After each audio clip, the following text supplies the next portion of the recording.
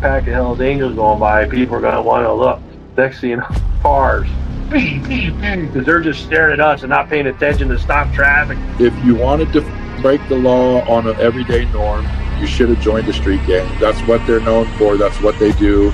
You're not allowed to steal cars on my block. We steal those cars. I mean, it was so bad by us in Vegas. I was in the pool swimming, and the guys came back. Hey, Pee-wee, the cops are here. They want to talk to you. I said, well, go talk to them. Find out what they want. And they came back. They go, they want to talk to you. Typically, if you leave the club, if you haven't been in for 10 years, you're automatically out back. Got put out in 2006. Back in 2007, wound up going into Chattin. 2011. Came out of there. I had 4.5 years to walk off with zero support from that club.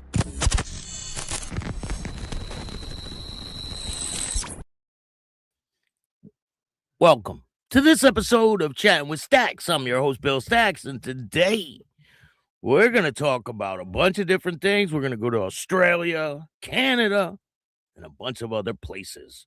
Before we get started, make sure you hit the like button, subscribe, hit the notification bell so you can get my videos every time they drop. Tell a friend to tell a friend. Tell your mother's, brother's, sister's friend about Chatting with Staxx, the dopest motorcycle content on YouTube. I appreciate all you guys taking the time to watch this show. We got to talk about a dirtbag out in Texas that we've covered before. This guy has been convicted, and he's on his way to prison. And he is the worst of the worst. He is the despicable type of human being in society. We're going to talk about him today. But let me give you some shout outs before we get started. Mike, what's going on? Shout out to you, man. I'm sending condolences to your family. It's terrible that you lost someone. Sending prayers to your family. Rest in peace. Lindsay, how are you? Thank you for joining me. Make sure you check out Patreon for a lot of exclusive content. I'm going to be dropping a new show with Mike Lynch. Shout out to Mike Lynch and Repo.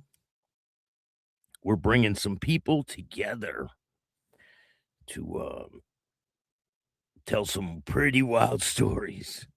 You guys your jaws are going to hit the floor when you hear this story that they got to tell. Hey, Mile High Magic, how are you, man? Appreciate you. You know, I always get my facts from Chatting with Staxx. I love and respect. I appreciate that, man. Thank you. Al Rose is in the building. What's good, man? Shout out to Canada. Shout out to BC, Canada. Yeah, I'm having a great day. P-Dot, what's up? Thank you for joining me today. Pepper, what's good? Shout out to British Columbia.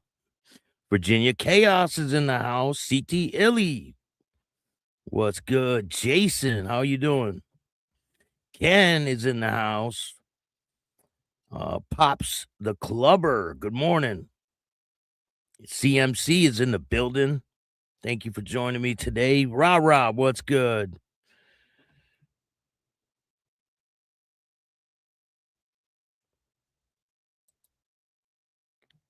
So today we're going to start this off with this guy. You guys remember him, right? You might recognize the colors on his shirt. He is, I don't know if he's still a part of that club. I highly doubt it.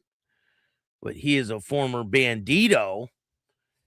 And he got arrested for some pretty heinous charges. He has this bona fide 1%er, which he is not. He is a disgrace to the human race. He is the worst possible human on the planet. He is worse than a rat.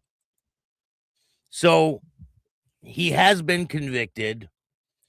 The article says Texas gang member found with child size S doll, sentenced to prison.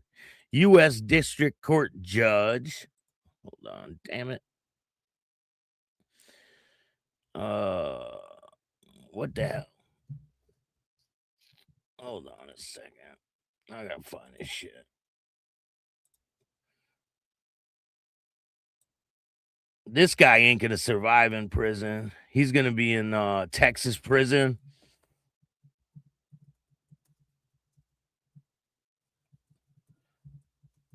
Give me a second.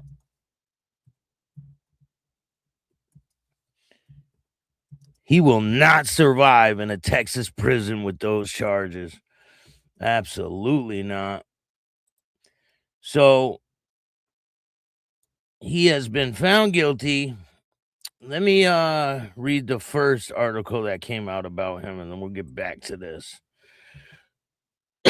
So this is the first article. Police seize multiple items during Chow P arrest in La Mesa, Texas. While the La Mesa Police Department was executing an arrest warrant on 37-year-old Andrew Moore, multiple weapons, gang memorabilia, and electronics were found. This happened on La Mesa, Texas. Multiple law enforcement agencies helped the La Mesa Police Department in executing a search warrant for a Chow P suspect that led to the seizure of several items on Monday, according to La Mesa PD. The news release stated LPD was executing an arrest warrant for 37-year-old Andrew Moore for possession and promotion of child P. Hold on one second.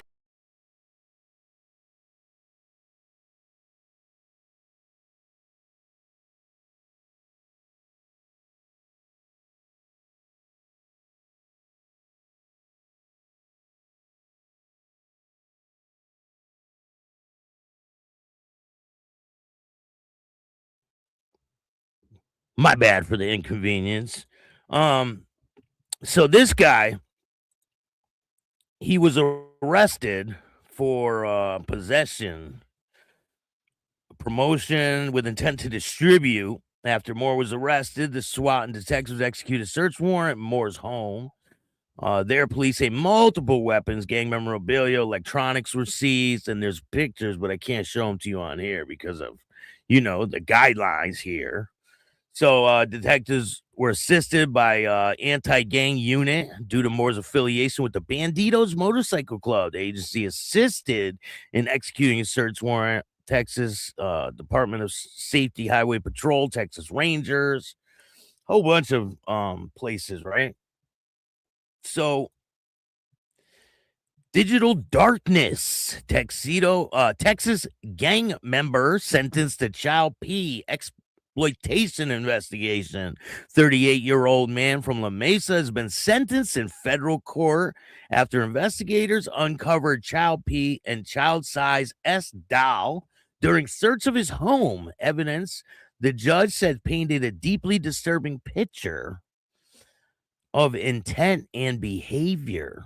Before handing down the sentence on January 22nd, James Hendrick told Andrew Moore that the material presented in court contradicted his claim of non-use guarding the doll size by federal agents, given the evidence before me, he said. I do not believe that you did not use them. Moore had appeared in court following the child exploitation investigation authorities say began with online activity, escalated into the execution of a federal search warrant at his residence. According to court records, investigators uncovered not only explicit images, but also chat rooms and messages in which Moore allegedly shared graphic fantasies among abuse of children. Prosecutors argued that digital conversation demonstrated both intent and ongoing engagement with online communities. The search of Moore's home led to the discovery of a child-sized doll. Items, the prosecution said, reinforced the seriousness of the conduct and contradicted the assertion of activity was limited to passive online behavior. Defense attorneys acknowledged the gravity of the charges, but argued the client's statements in online forums did not equate to real-world action. The judge ultimately rejected framing, citing culminating weight of physical evidence and the digital evidence. The case reflects the ongoing federal crackdown on child exploitation networks operating in encrypted chat rooms. hidden online spaces, law enforcement agencies have increasingly relied on digital forensics to track IP addresses, recover deleted files, piece together online identities. Prosecutors emphasize that the child P offenses are not victimless crimes, underscoring that each image represents documented abuse of a real child. The judge echoed this sentiment during sentencing, stressing accountability and the need for difference. Moore's sentence included federal prison time. It doesn't say exactly how long he got. Mandatory supervised release conditions designed to restrict internet access and contact with minors. He can't contact minors. Court also imposed registration requirements under federal offender laws. While Moore's case is just adjourned, officials say investigation into online exploitations networks remain active and ongoing. For communities in La Mesa, the case has served as a sobering reminder that digital crimes can unfold behind otherwise ordinary doors. The consequences, when uncovered, are severe and lasting. But this guy, I don't think he'll survive in a Texas prison. We can only hope, right? But hopefully, people in there will see through his bullshit. So Loud, what's going on, CMC? Shout out to you, man. I appreciate all you guys taking the time to watch this show. Joey, what's good, man? Any news on the twins? You stopped covering their antics.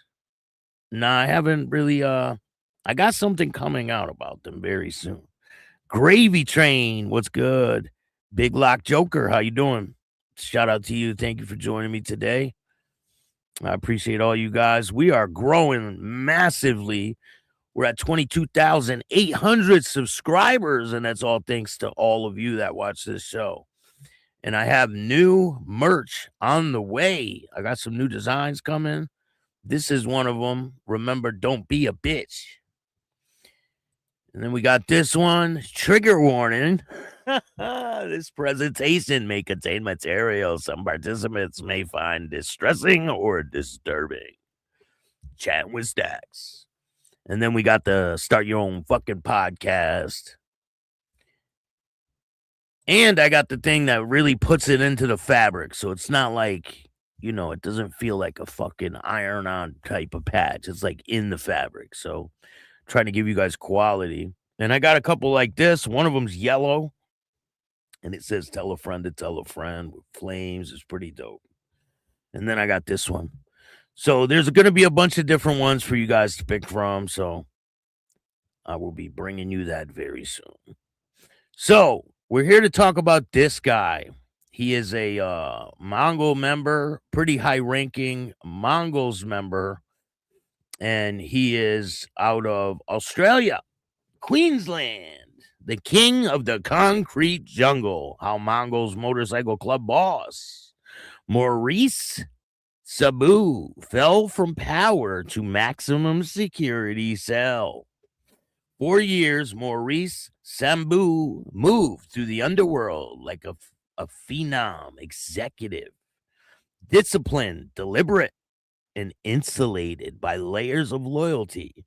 Prosecutors would later describe him as an architect or a sophisticated, coordinated style drug syndicate that blended biker bravado with boardroom precision. This week, the self-styled power broker was marched through steel gates and razor wire into a maximum security prison. The culmination of a sweeping investigation that dismantled the operation, authorities say, pumped vast quantities of narcotics through multiple cities while laundering profits through web of shell businesses and coded communications. The fall of a man once regarded as dominant figure within the Mongols Motorcycle Club marks a systemic moment in the outlaw motorcycle gangs long romanticized in pop culture, but relentlessly scrutinized by law enforcement. And we all know that they are absolutely targeted by law enforcement. I mean, they look at all these clubs like they are drug operations or they're all criminal organizations, but they're not. Like these people that join these clubs, right? Just because some people maybe get involved with some stuff doesn't mean that these clubs in a whole are criminal organizations. There's people, like normal people, that are involved with these clubs that have never committed a crime in their life. So for them to make it seem like all these guys are criminals, it's fucking ludicrous. It really is. I don't understand like the mentality that they have to try to target these people as all criminals, like they're all criminals. And I know a lot of people out there that say that, like Chitwood, Chitwood, the asshole down there in Florida. He loves saying that these guys are criminals. But this is over in Australia. It's a different animal over there, right? So investigators are alleged that Sabu Networks was anything but chaotic. It was structured, compartmentalized, and insulated. Carriers rarely knew suppliers. Suppliers rarely met financiers. Orders were placed using encrypted messaging platforms. And that's another thing. You think that, the cops don't see it because it's an encrypted network? Man, you're wrong. I mean, they're embedded into all of this shit. So for people to think that they're all safe, it's completely a false narrative. So embedded in messaging platforms and coded languages, masking drug types and quantities. Authorities say shipments were staggered through routes of secondary storage sites to limit exposure. Cash was broken down into smaller deposits, moved through legitimate businesses, and then quietly redirected, a laundering technique that mirrored financial crime operations, more often associated with white-collar syndicates than leather-clad biker crews. At the center, prosecutors argue, is Sabu. Not a street-level dealer, but a strategist. They portrayed him as a man who rarely touched product, instead managing logistics, discipline, and revenue flow. He ran it like a CEO. One investigator said outside the court, the CEOs are responsible for the enterprise. Within outlaw motorcycle culture, loyalty is currency. Members swear allegiance, not just to the club, but to the hierarchy. According to the courtroom documents, Sabu leveraged that loyalty to enforce silence and maintain order. Meetings were tightly controlled. Internal disputes were handled away from public view. Authorities say the structure allowed the syndicate to operate with remarkable discipline, even as police intensified surveillance efforts. Raids across multiple properties eventually uncovered drugs, cash, and communication devices. Evidence prosecutors say are tied to a broader network together. So that's what I'm saying. Like, if, say, one of these people get caught with one of these devices that they're talking in, right? That's encrypted. What do? They just log into the device. They see everything that he did. So defense lawyers argue that Sabu was being scapegoated for actions of others, insisting that his association with the club does not equate to criminal command. So they're saying that he is being thrown under the bus by other people and he's not involved in this. But the court ultimately sided with the prosecution's narrative of centralized control. Now housed in a maximum security prison, Sabu's world has narrowed to reinforced doors and a strict routine. Maximum security facilities are designed for inmates considered high risk, those with influence, resource, or the potential to orchestrate activity from behind bars. For law enforcement agencies, the sentence represents more than just incarceration of a single individual. It's a symbolic strike against organized biker crime networks that have long projected resilience and defiance. For the club, it is a leadership vacuum. Sabu's conviction arrives amid increasing international coordination targeting outlaw motorcycle gangs. Authorities have grown more apt at tracing encrypted communications following financial trails and disrupting cross-border supply chains. Experts say the era of loosely organized biker crews has evolved into something far more complex, hybrid criminal enterprises that blend old school codes of brotherhood with modern technology. The question now is whether Sabu's imprisonment will fracture the network he allegedly built or simply force it to adapt. History suggests the organizations are resilient. But as one veteran investigator noted, every empire believes it's untouchable right up until it isn't. Sabu once commanded a syndicate in the shadows, insulated by loyalty logistics. Today, he commands nothing more than square footage of a maximum security cell. A stark reminder that even the most sophisticated operations can collapse under the weight of coordinated justice. So what do you guys think of that? I mean, they use the prosecution. They go after them with the prosecutors, and I mean, they just, especially over there in Australia, it's a whole nother animal. It is nothing like over here. If you guys haven't seen, Mexico is insane right now. And guess who just went there? And I'm like, what the fuck? So we had a big blizzard over here on the Northeast. I hear another one's on its way for next week. So we had a big blizzard and someone wanted to escape. And where do they go? Out of all places in the world, Mexico. So Ian Bick went to Mexico. He's in Mexico right now. I don't know if all the airports are still open in Mexico, but I know a lot of wild stuff is going on there, if you guys aren't aware. But the Mexico's president is protecting the cartel. She's saying they can't go to war with the cartel because it's inhumane. Like, you can't make this up. So I got a video I want to show you guys. Let me get it for you. Watch this video. And you can see the translation on the bottom. Ready for this? Watch what she says. Contra el narco no es opción.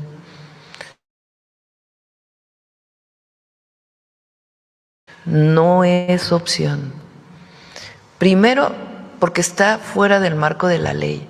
Todos estos de la derecha que se llenan la boca de las palabras Estado de Derecho y defienden la guerra contra el narco. Pues la guerra contra el narco está fuera de la ley, porque como lo dije... It says the law against the narcos is outside the law because, as I said, right? Or I have said on several occasions, it is permission. En varias ocasiones es permiso para matar. To kill without any trial. So she's saying they can't go after the narcos because she doesn't want to unalive them without a trial. Tell me you're a narco without telling me you're a narco. Sin ningún juicio. Y eso en It says, and that in Mexico, nobody, México, nadie o muy poco or very few are in agreement, of course, because she's on their side. están de acuerdo. Está fuera. I mean, these guys are unaliving tourists, right? They're blocking roads. They're blowing up airports. They're doing all kinds of crazy stuff. And she's saying it's returning to the war against narco is not an option. First, because it's outside the framework of the law. What? Like, what does this even mean? It means she's 100% involved. 100%. She's protecting them. Do you see what this says? Regresar a la guerra contra el narco no es opción. No es opción. She's saying a war against the narcos is not an option. It's absolutely not an option. Primero, porque está fuera del marco de la ley. Todos estos de la derecha que se llenan la boca de las palabras Estado de Derecho y defienden la guerra contra el narco.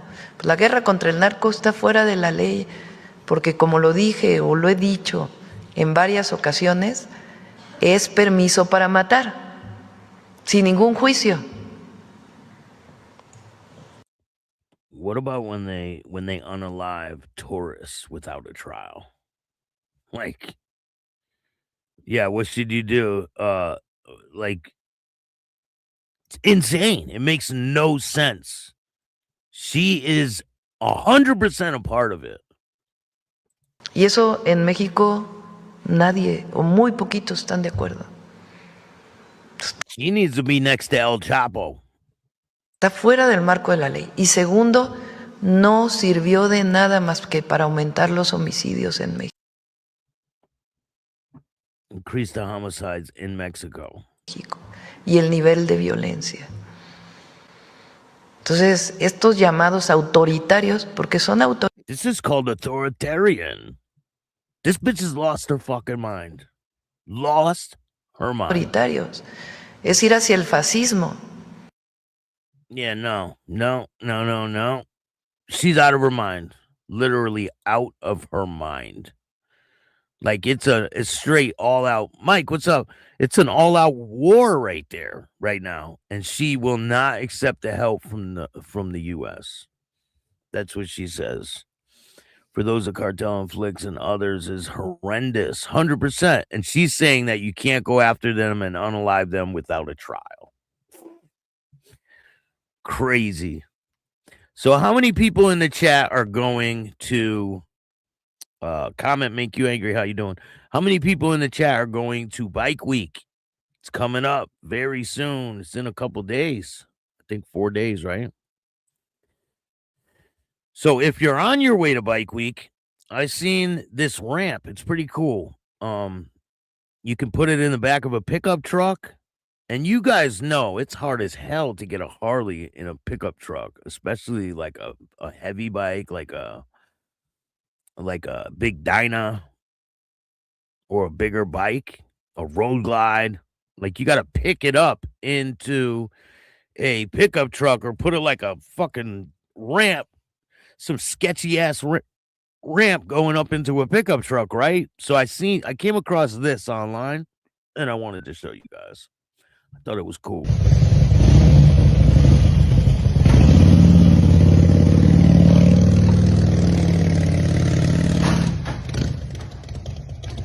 Perfect. Like, look at that. Tell me this isn't like a lifesaver right here. And you guys know when you're trying to go up a fucking ramp, like a real, say it's like a 2x6 or some shit, you can't put your feet down. If you stop, you're tipping over, you're busting your shit. Like, taking it out of the truck on a small ass ramp, you could get majorly hurt. But this thing is cool as hell. I don't know how much it costs. I'm gonna look into it. Whoa, 2026. Heading south. Where are we going? Where are we going, Paul? Daytona. You think it's warmer there? Not really.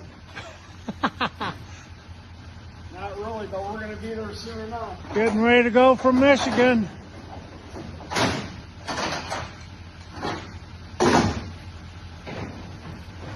And we don't put any weight on the tailgate, do we, Pa?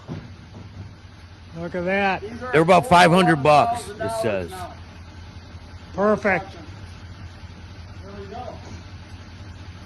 All in. I mean, you know, they got those skinny ones with the slats. I mean, you could use that, but look how dope this is, man. Like, you can't beat it. If you got the money for this type of thing, I mean, they got these type of ramps, right? Those types of ramps. $500 for this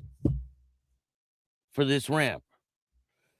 I mean, they got other ones that you can get, but like this one, you see this one? If you stop and put your fucking foot down on that and put your foot through that, what's going to happen? Can you tell me? You're going through it. Fred, what's going on? Thank you for joining me today.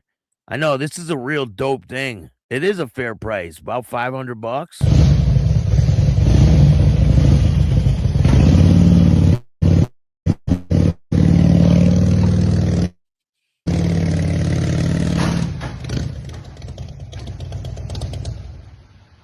Right? They should pay me to advertise it. Hold on. Let me see if I could get the exact price from their I think I saved the page. I know I should reach out to them. We'll promote this thing for you because I think it's pretty dope. I thought I shared it. I don't know.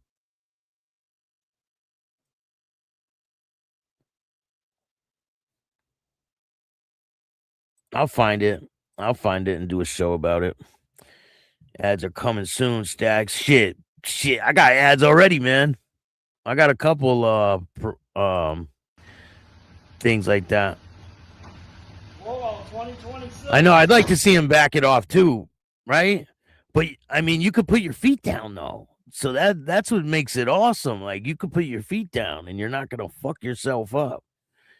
I want to know if you put your foot on the edge right there, if it's gonna be like teetery, right? But it has little legs that come out, and I seen another video where they had it in the back of like a van, like a box van.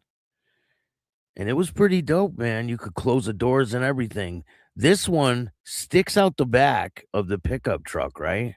And you can't close the tailgate. That's the only thing.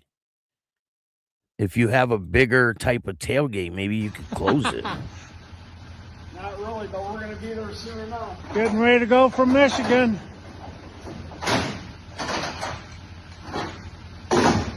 Tell me that ain't cool, man.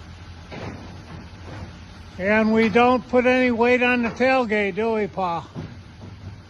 Look at that. These are $4,000 to $11,000 now. Perfect. There we go. All in. It's pretty dope. I figured I'd share that with you guys. Let me see here. I got another video for you guys too. So New York City is going out of control. Check out this.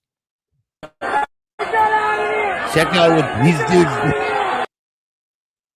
These dudes. Daytona is a lot of fun, and if the weather is good, 100%. I've been down there before, right around Bike Week. I just missed Bike Week back in 2009, I think it was. It was really nice though. I wasn't riding or anything. Hey Rebecca, how you doing? Thank you for joining us. So these cops, I don't know what they were doing, but this is in New York City, Mandamis, New York City. And these cops are on the receiving end of some snowballs.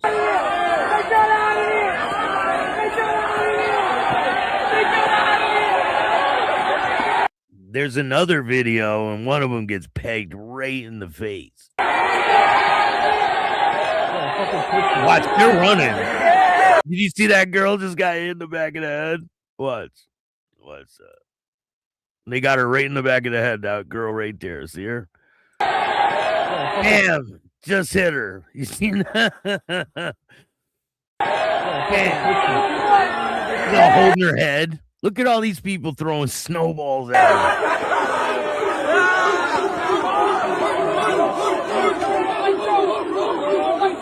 Cops are running. Hilarious.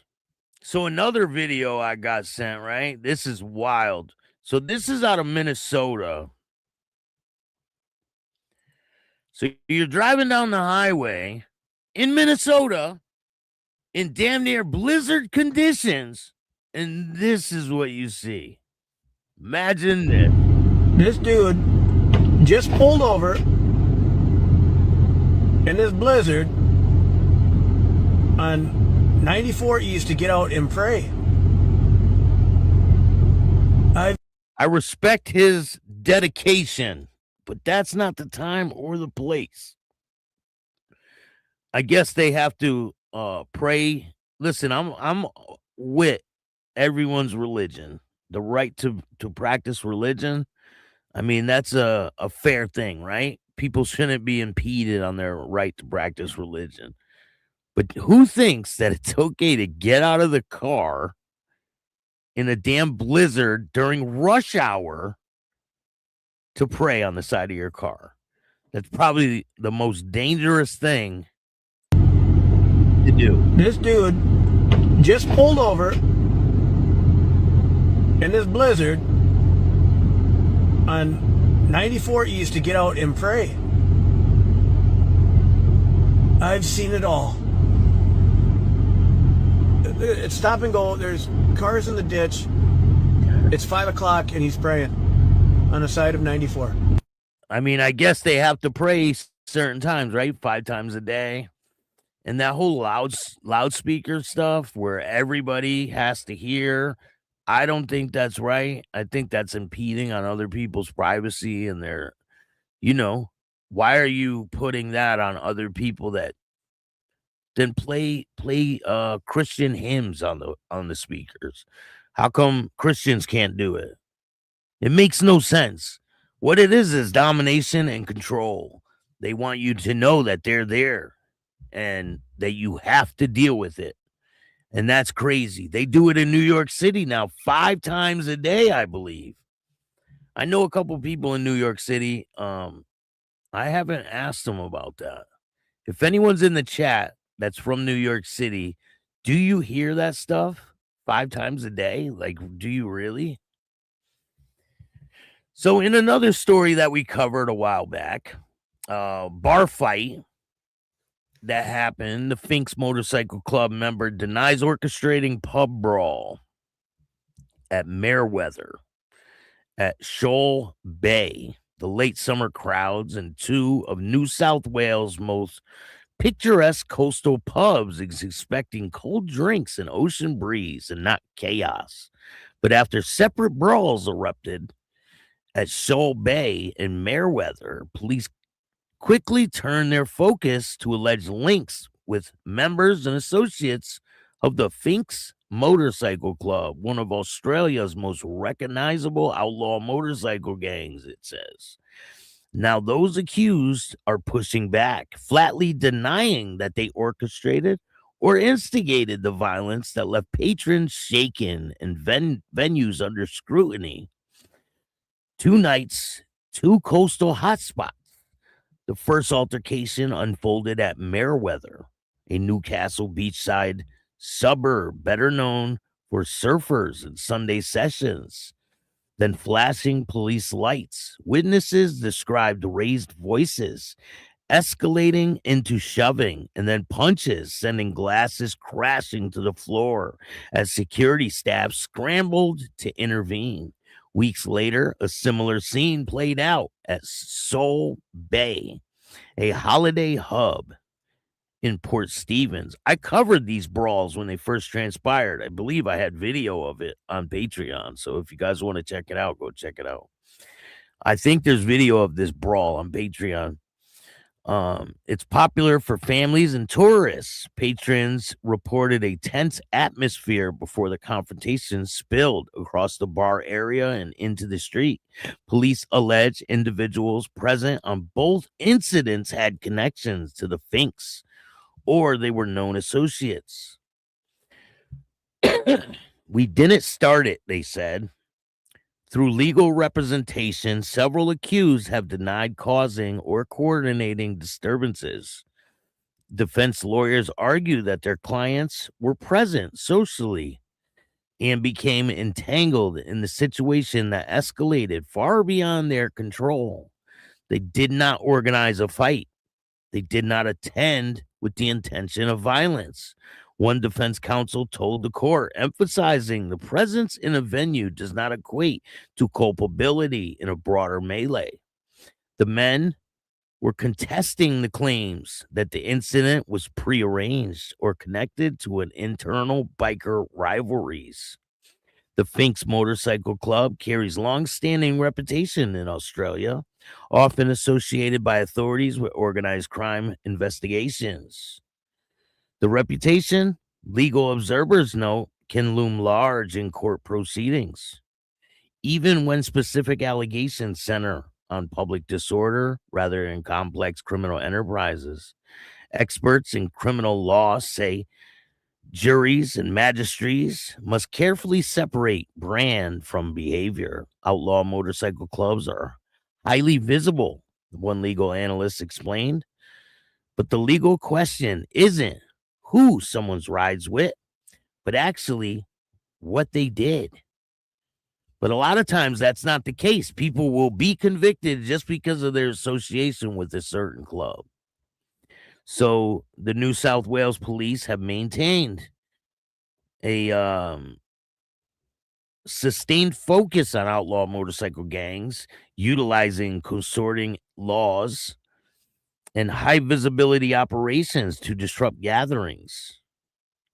I know, I thought they couldn't gather it. So how do they even know that they were involved with this club? Authorities are, I think some of them had soft colors on. Authorities argue such measures are necessary to prevent violence and intimidation. Critics, however, warn the heavy-handed down policing, which heightened tensions, particularly in the nightlife district where alcohol-fueled disputes can erupt without broader conspiracy. In both Meriwether and Soul Bay, investigators are reviewing CCTV footage and witness statements to determine whether the brawls were spontaneous or coordinated. I wonder if that would have a difference in this case. For the pub owners and local residents, the incidents have sparked concern over safety and retribution. Coastal hostility in venues rely on the image of relaxation and escape. Viral videos of fights threatens that image and the livelihood attached to it. Business owners in both towns say that their commitment to security and cooperation with the police, while urging against broad brush assumptions about patrons based on solely the appearance or affiliation. Court proceedings are expected to test the prosecution's assertion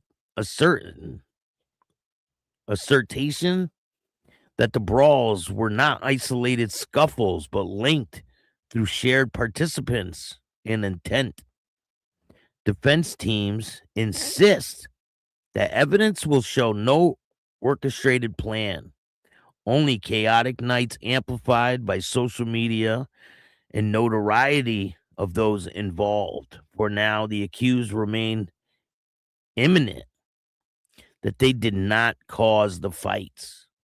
In the legal battle unfolds, the case underscores the broader tensions between law enforcement efforts to curb outlaw motorcycle gang activity and fundamental principles that guilt must be proven and not presumed.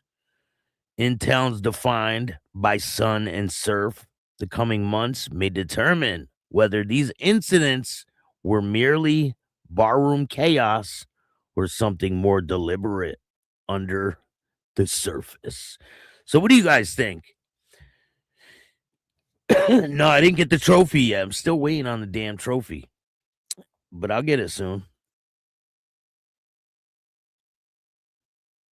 I'm getting a ring too, man. It's going to be dope. I'm getting a pretty dope ring. It just takes a long time to get the stuff, but it's all good. Roy, how are you? Thank you for joining me today. Waddell's in the house. Make sure you guys check out Patreon. We got a lot of people over there. We got like 300 and something people on Patreon.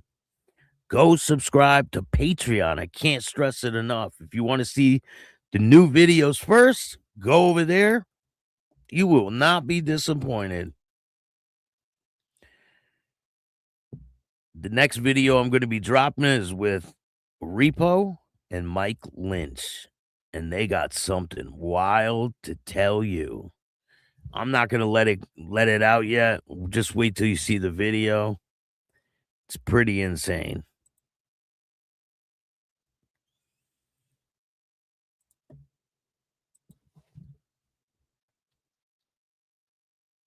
Let's see here. Make sure you guys go subscribe to Endless Bay YouTube channel. It's Rusty Dusty on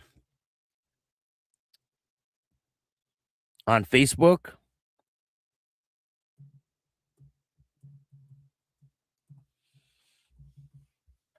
He's got some pretty dope content. We're going to be dropping an interview soon. It's Endless Bay on YouTube. Yeah, Dusty is the man. Shout out to Rusty Dusty.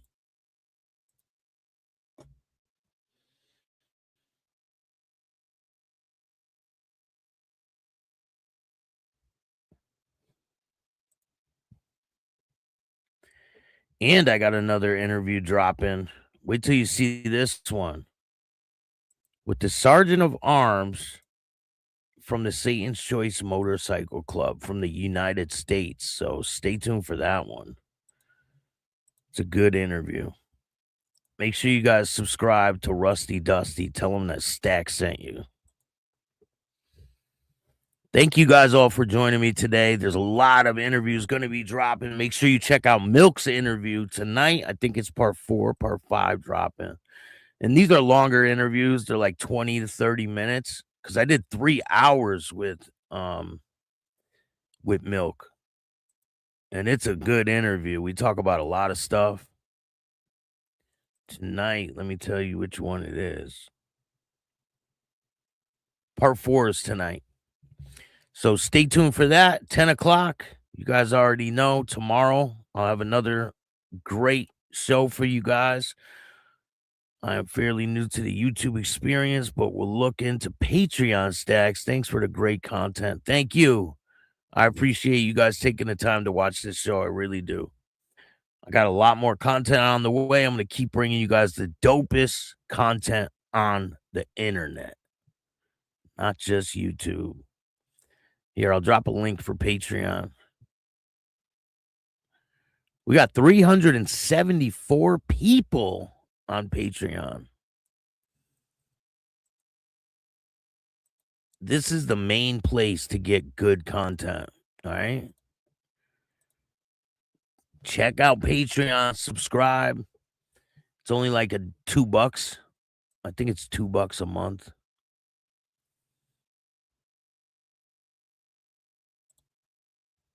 I'll tell you right now how much it is. I got Prospect, full interviews is $3. Prospect is $1 a month.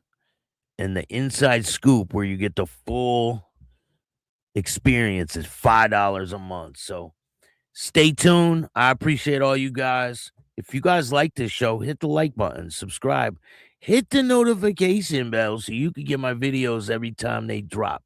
Tell a friend to tell a friend. Tell your mother's brother's sister's friend about Chat with Staxx, the dopest motorcycle content on YouTube. If you want to donate to the show, you can hit up the Cash App at Chattin with Staxx. Every dollar goes a long way. I really appreciate it. Or you can donate through Venmo, PayPal, Super Stickers, Super Chats, Zelle, all that good stuff. And it really helps a lot. I put the money right back into the channel, and we do a lot of things to help people. So Thank you guys. I appreciate your loyalty in watching this show. I'll see you guys soon. We're going to talk about motorcycle clubs and video games and the wild stuff that you see nowadays. It's crazy. I'm going to have a whole separate show on Patreon where it's uncut, because some of the videos I got to show you guys, they got to be censored. I can't just play them on YouTube because they got guidelines that we're trying to abide by. But if you want to see the content without any censorship, go over to Patreon. And remember, don't be a bitch. Peace. And all new at 5, a major organized crime bust. 23 people under arrest now, accused of stealing guns and cash. Today, police revealed 4 organized crime groups are wreaking havoc. From aggravated robbery to kidnapping, burglary, and more. Let's take a look at this. New pictures from court documents in this case. These are a few of the people who have been charged, and investigators say the money, tens of thousands of dollars, is all stolen.